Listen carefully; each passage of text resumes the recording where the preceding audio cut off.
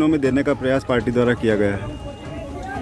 भारत के प्रधानमंत्री ने हर क्षेत्र में काम किया है और इसलिए हमने कार्यक्रमों की रचना भी हर प्रकार के वर्ग से संबंधित की है और उन्हीं कार्यक्रमों को संपन्न कराया है। पर्यावरण को भी लोग समझे, उस दिशा में कुछ काम करें, जीवन में वो अपना हिस्सा बने, ये भारतीय जनता पार्टी की समाज से अपेक्षा है।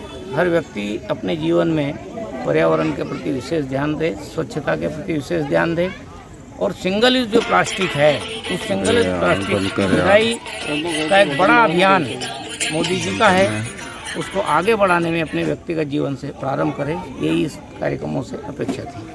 भाई साहब, जिस नीति को कहीं ना कहीं केंद्र सरकार किसान हितैषी बता रही है, वहीं कांग्रेस भ्रामक प्रचार कर किसानों में गलत जानकारियां कर रही है, इससे कहीं ना कहीं किसान उग्र भी हो रहा है। कैसे इसको दबाया जाएगा?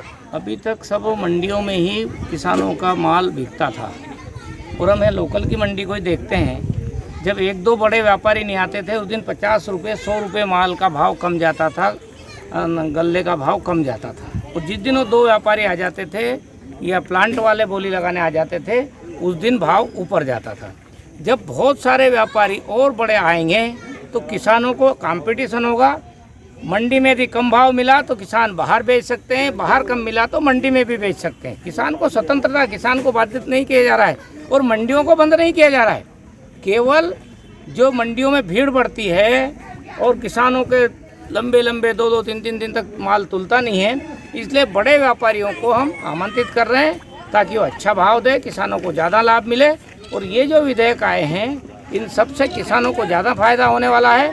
कांग्रेस तो भ्रामक प्रचार कर रही है, किसानों के सारे उनको कुछ आधार मिल जाए, जनाधार मिल जाए, इसके लिए वो कोशिश कर रहे हैं। लेकिन किसान इसको जल्दी समझेंगे और मंडी के कर्मचारी भी समझेंगे। मंडी के कर्मचारियों का कोई इसमें हित नहीं है, हम वालों का वो मंडी चलेगी, लेकिन जो किसानों के साथ बड़ा शोषण होता था, हमारी सरकार के केंद्र में किसान है, इसलिए किसानों का शोषण रोकने के लिए हमने आवश्यक संशोधन किए गए हैं।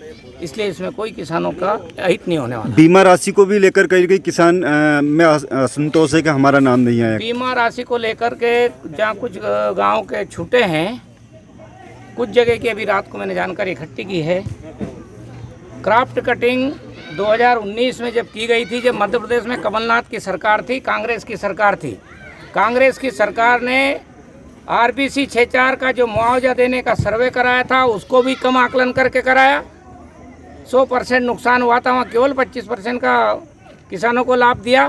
बीमे में भी जब बीमा कंपनी से एग्रीमेंट किया तो 75% बीमे नुकसान का केवल 75% देने का बीमा कंपनी के साथ एग्रीमेंट कर लिया।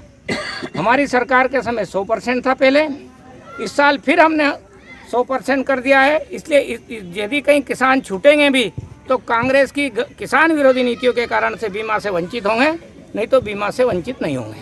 Thank you.